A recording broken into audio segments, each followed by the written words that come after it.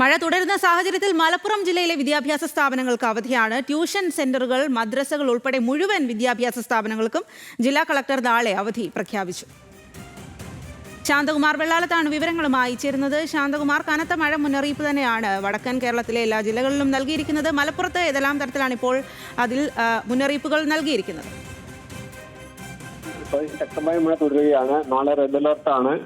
അതിന്റെ അടിസ്ഥാനത്തിൽ തന്നെയാണ് നാളെ ഞായറാഴ്ചയായിട്ട് കൂടി ഈ സ്വകാര്യ ട്യൂഷൻ സെന്ററുകളും അതുപോലെ തന്നെ മദ്രസകളും എല്ലാം ഞായറാഴ്ചയും പ്രവർത്തിക്കും. അത്തരം വിദ്യാഭ്യാസ സ്ഥാപനങ്ങൾ ഒന്നും നാളെ പ്രവർത്തിക്കാൻ പാടില്ല എന്നാണ് ഇപ്പോൾ ജില്ലാ കളക്ടർ നിർദ്ദേശം നൽകിയിരിക്കുന്നത്. മഴ തുടരുന്ന സാഹചര്യത്തിൽ കൂടിയാണ് ഇത്തരത്തിലുള്ള ഒരു കർശന നിർദ്ദേശം ഇപ്പോൾ നൽകിയിരിക്കുന്നത്.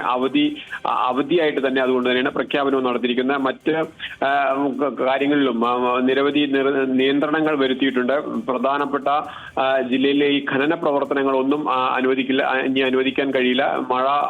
മഴ നിയന്ത്രണം വന്നതിന് ശേഷം 24 മണിക്കൂറിന് ശേഷം മാത്രമേ അത്തരത്തിലുള്ള ഖനന പ്രവർത്തനങ്ങളിലേക്ക് പുനരാരംഭിക്കാൻ പാടുള്ളൂ എന്നുള്ള നിർദ്ദേശം നൽകിയിരിക്കുന്നു. ഒപ്പം തന്നെ ആടിയൻപാറ, കേരളക്കുണ്ട്, വനംവകുപ്പിന് കീഴിലെ കൊടികുത്തിമല തുടങ്ങിയ മലയോര മേഖലയിലെ ടൂറിസ്റ്റ് കേന്ദ്രങ്ങളുണ്ട്. ഇവിടേക്കുള്ള പ്രവേശനവും വിലക്കിയിട്ടുണ്ട്. അങ്ങനെ കർശന നിയന്ത്രണമാണ് ഇപ്പോൾ മലപ്പുറം ജില്ലയിൽ എന്തായാലും ഏർപ്പെടുത്തിയിരിക്കുന്നത്. ജില്ലാ കളക്ടർ അതുമായി ബന്ധപ്പെട്ട് ഇന്ന് തന്നെ യോഗം ചേർന്ന് നടപടികളും സ്വീകരിക്കാൻ ബന്ധപ്പെട്ട വകുപ്പുകളോടെല്ലാം നിർദ്ദേശവും നൽകിയിട്ടുണ്ട്. സ്വാതി.